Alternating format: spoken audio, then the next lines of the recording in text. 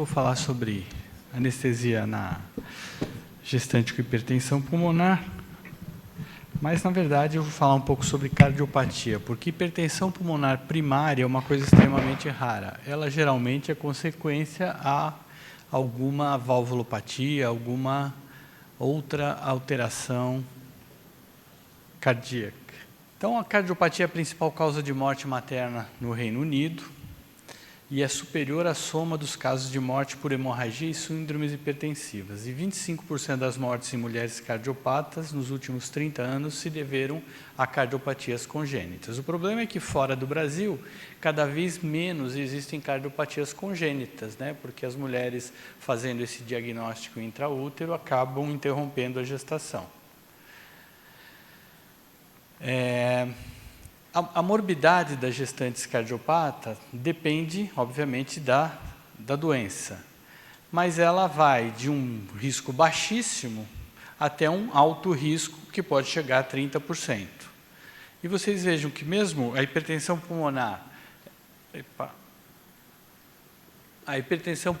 ela pode representar um baixo risco, mas uma hipertensão pulmonar grave, um risco altíssimo, porque, obviamente, depende do grau dessa hipertensão, depende do grau da doença. A sorte com cardiopatia é que uma gestante que ultrapassa as 20 primeiras semanas de gestação, onde ocorrem as maiores alterações hemodinâmicas, e chega ao final da gestação, raramente ela é uma cardiopatia muito grave, porque senão ela não ia tolerar todas essas alterações fisiológicas da gestação. Entre as técnicas anestésicas mais usadas, a gente vê que hoje em dia a anestesia geral, de uma forma, vocês vejam que esse levantamento no Monte Sinai de Toronto, a anestesia geral já não é tão frequente, cada vez mais, aqui 16% só das cardiopatias representam anestesia geral. Cada vez menos anestesia geral vai sendo aquela indicação automática que a gente tinha na cabeça há tempos atrás. Tem uma estenose aórtica, uma estenose mitral, geral, é melhor geral, é mais seguro. Cada vez mais a gente vai vendo que, se feita com adequação, com conhecimento da doença, é possível sim a gente partir para o bloqueio. Vocês vejam que das cardiopatias, a hipertensão pulmonar está presente na metade delas, na classe funcional 1 e 2 e na classe funcional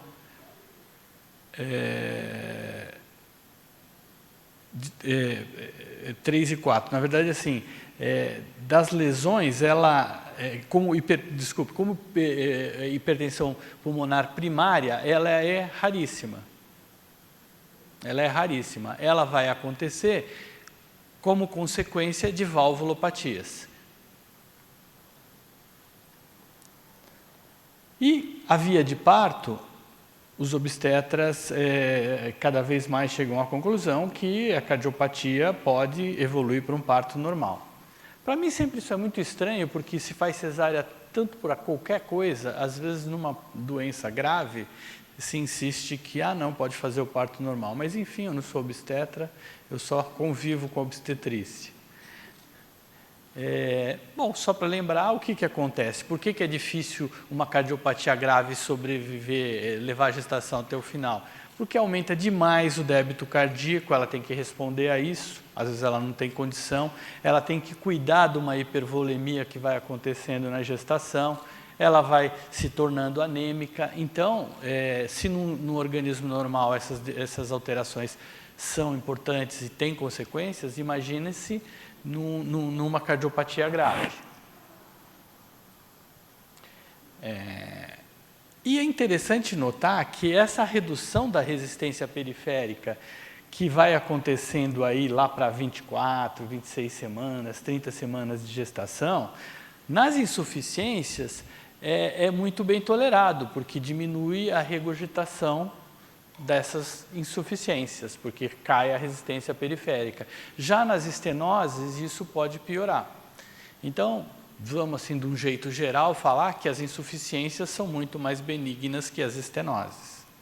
Então, nas primeiras 20 semanas, o maior desafio é a gestante cardiopata. Aumenta 40% o débito, aumenta a volemia, reduz a resistência periférica. Então, se a gente tem uma cardiopatia congênita com shunts, comunicações entre as câmeras, isso pode representar um risco a mais. E se tiver uma hipertensão pulmonar com shunt, então esse risco aumenta ainda mais.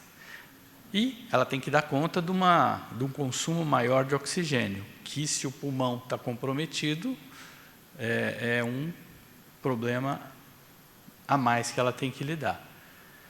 No periparto, ocorre perda sanguínea, a gente utiliza ocitocina. Como há uma contração uterina e uma autotransfusão, podem ocorrer no periparto edema pulmonar, então a gente tem que estar ciente que esse período é um período de cuidados. Então, na recuperação pós-anestésica e numa cardiopatia na UTI, ela tem que ser bastante vigiada nessas primeiras 24 horas. Ela tem maior risco de embolia, e lembrar que se houver comunicação de câmeras, embolia aérea é um problema mais sério que tem que ser evitado, né? Qualquer linha de soro que a gente esteja usando tem que ter muito cuidado para que não entre ar. E, no caso de valvulopatias, endocardites bacterianas.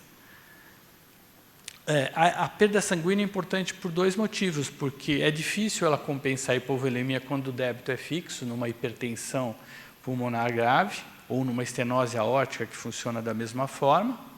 E, por outro lado, você tem que ter muito cautela na infusão de volume, pois você pode dar um edema pulmonar numa doença que não tem uma hipertensão tão grave, porque quando tem uma hipertensão pulmonar muito grave, é difícil, né, até de dar um edema porque não tem perfusão pulmonar.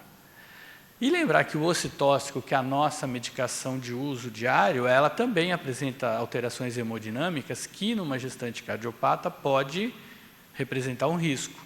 Então, há uma redução da pressão arterial, há uma redução da resistência periférica com o uso da ocitocina, há um aumento do débito cardíaco, então isso tem vários trabalhos que mostram isso, e há um aumento da frequência cardíaca e volume sistólico.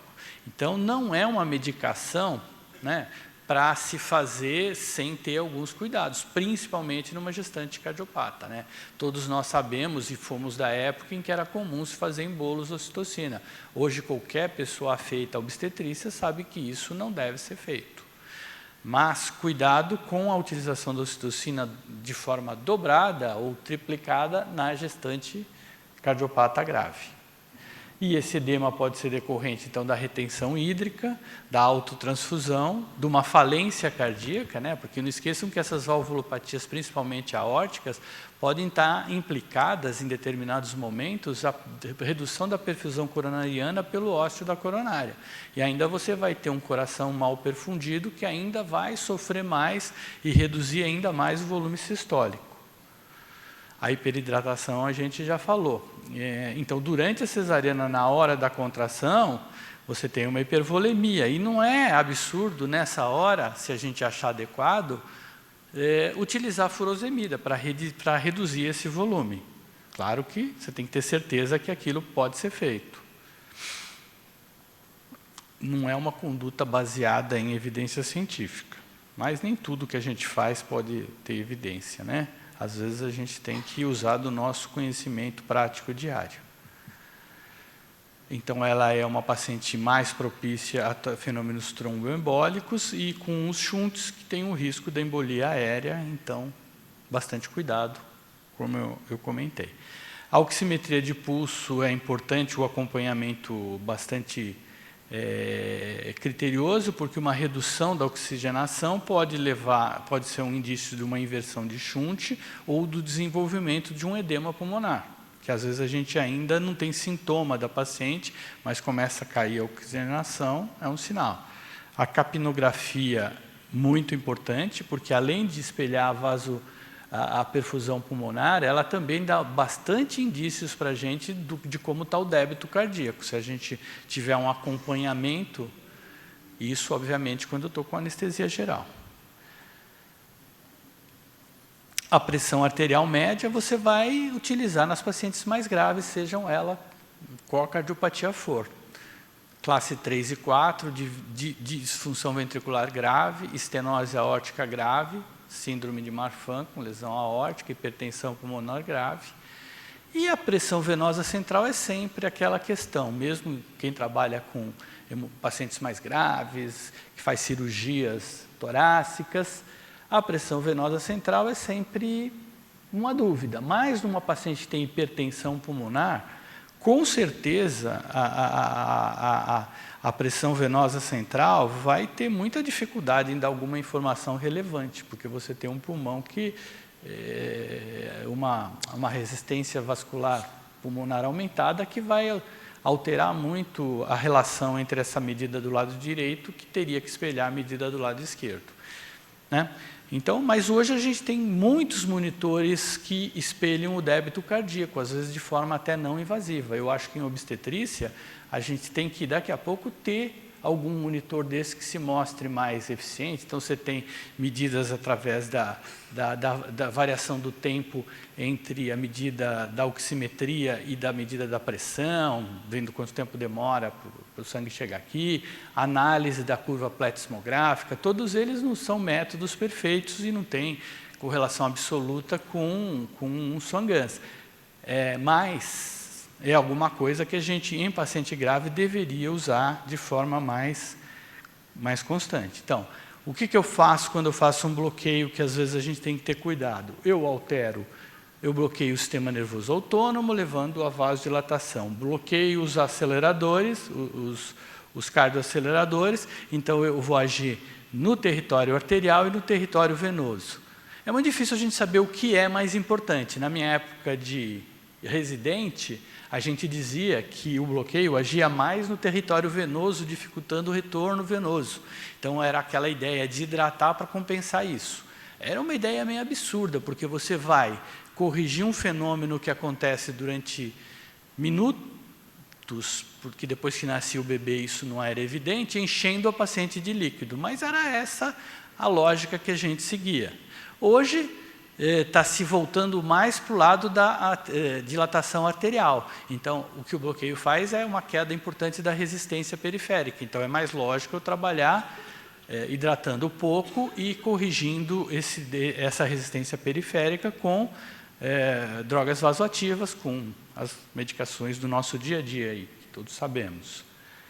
Então, quando você vai planejar a técnica anestésica, tem que levar em conta que você pode alterar a frequência cardíaca e como você vai corrigir, pré-carga, pós-carga e a contratilidade miocárdica. Numa estenose mitral, você tem vários graus de gravidade. O que a gente vê muito são essas áreas valvares de 1 a 1,5, que seriam estenoses mitrais leves a moderadas. Leves a moderadas. Nas severas, nas graves, abaixo de 1 centímetro quadrado, já seria uma estenose mitral grave, que a gente tem que ter bastante cuidado. É a lesão mais frequente, geralmente de países pouco desenvolvidos, então febre reumática, né, leva a isso. Sintomas aparecem com válvula abaixo de 2 centímetros quadrados, estreita saída atrial, dilatação atrial com comprometimento do enchimento ventricular esquerdo, diminuição do volume sistólico do ventrículo esquerdo, débito cardíaco, e com progressão vai havendo deteriorização da função ventricular. E importante, estenoses não toleram taquicardia. Então, nessa situação, metaraminol, fenilefrina são as medicações de escolha. E um sinal de que a doença vai ficando grave é quando você associa a estenose mitral a uma insuficiência tricúspide. Por quê? É sinal que já vai tendo tanta dificuldade do sangue fluir para frente que altera ventrículo, átrio esquerdo, depois leva a um comprometimento pulmonar e depois para o lado direito, para o lado da tricúspide. Então, aí o pulmão, você já deve ter um grau de, pelo menos uma hiperresistência vascular. Acho que eu passei 2. Ou não? Então, ele é bem tolerado, mas pode descompensar. A estenose... Ah, não, começa aqui. Espera aí, acho que eu pulei... Tá, a estenose aórtica é a mesma coisa. Quando ela começa a evoluir, e ela pode chegar até o lado esquerdo e causar as consequências. Então, uma estenose, um gradiente aórtico grave, tanto da válvula aórtica quanto da pulmonar, é acima de 80, importante de 50 e 80.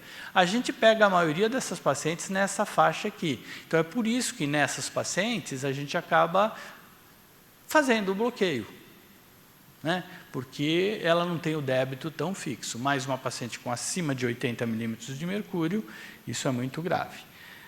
A estenose aórtica, ela é bem tolerada nas pacientes onde isso é menos importante, mas pode descompensar pelo aumento do débito e tem risco alto de falência do ventrículo esquerdo. Em áureas valvares muito estreitadas, é isso que acontece. Geralmente, quando ela está abaixo de 1 centímetro, o gradiente já está acima de 50. E aí a gente já tem que pensar se está indicado ou não o nosso bloqueio. Ela tem o débito cardíaco fixo, não tolera redução da resistência vascular sistêmica, porque a hipotensão pode levar à insuficiência coronariana, né? Ela não tem a válvula que tem aquela movimentação normal no ósseo da coronária. E ela não tolera taquicardia. Também o vasopressor, metaraminol, fenilefrina. Então, as estenoses não toleram taquicardia. E a gente vai trabalhar com o que a gente trabalha no dia a dia, mais comumente nos dias de hoje. Nas insuficiências valvares, é o contrário. A gente deve evitar a bradicardia. Ela prefere taquicardia. O vasopressor de escolha, então, é a efedrina. Durante o trabalho de parto, se ela analgesia precoce é salutar em todas as situações, porque vai evitar todo esse estresse que pode descompensar o caso. Por que a gente diz cuidado com a pré-eclâmpsia? Porque a pré-eclâmpsia pode mascarar, né, essas situações e você vai associar uma hiperresistência vascular. Essa hiperresistência vascular pode piorar o quadro hemodinâmico, facilitando a regurgitação valvar. Porque o problema da insuficiência é esse, né? Que ela regurgita o fluxo, né, pela insuficiência da válvula, e a pré-eclâmpsia pode piorar a situação. Se a anestesia geral for optada, a sequência rápida acaba sendo preferida quando o jejum não está adequado. Se você tem um jejum adequado, hoje a gente sabe que você pode fazer como você faz em qualquer paciente. Mas, nessa paciente, o estresse na intubação tem que ser evitado muito mais do que em qualquer outra paciente. Então, não tem que se pensar tanto no feto nascer gritando e chorando. A gente tem que fazer uma anestesia onde se proteja os reflexos. E lembrar que propofol, que é o nosso, mais ou menos, entrar no automático, em pacientes com débito cardíaco comprometido, está contraindicado, né? A gente tem que usar etomidato ou mais doses de fentanil.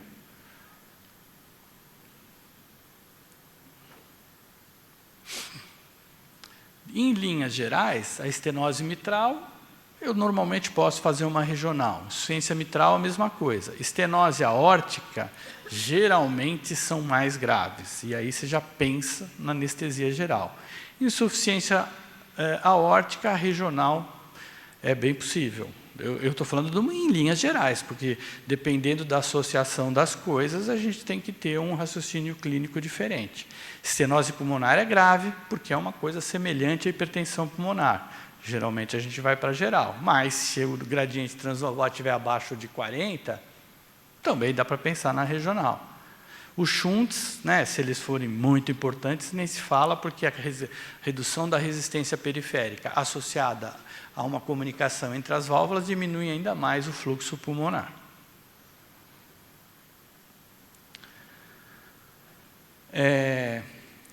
No parto, então, a gente restringe o fluido, inicia a analgesia precocemente, uma peridural contínua ou uma uma combinada podem ser usados, mas usar sempre baixas concentrações de anestésico local, indo mais para o lado da analgesia pelos opioides. A gente parou de usar sufentanil, né, porque a Cristália colocou na bula que era só de uso peridural. Mas parece que agora eles vão mudar essa bula, eles estão estudando com a Anvisa porque eles pararam de vender, né, ninguém mais comprou. Santa Joana parou de comprar, metade do Brasil já era a venda quem que você usa 2 ml de sufentanil? É só para hack, né?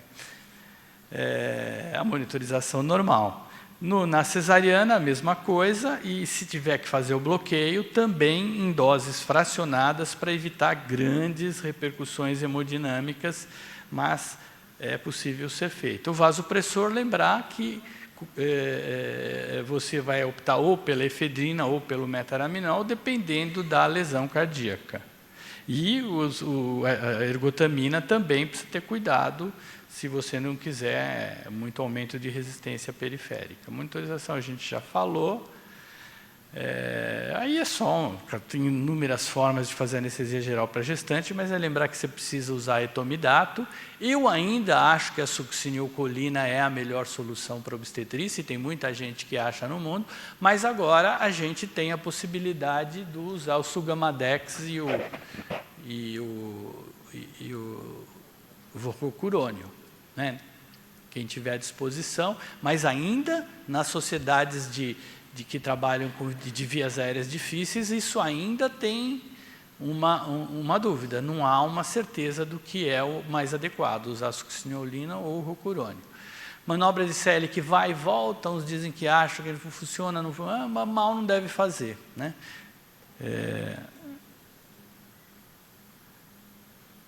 Então, assim, cada vez mais a gente vê o que se colocar só no Congresso, na Revista Brasileira de Anestesia, nos relatos de casos de congressos, cada vez mais a gente vai vendo que mesmo em hipertensão pulmonar grave, você já vai tendo relatos de caso onde se utiliza, bom, aqui no caso é anestesia geral, mas você já vai vendo que você tem situações que antes pareceriam muito graves e indicariam a geral, se está se permitindo na literatura mundial descrição de casos onde se usou o bloqueio, mas de uma forma adequada, com a paciente monitorizada, bem protegido, e isso é possível, mas em algumas situações é completamente contraindicado, isso a gente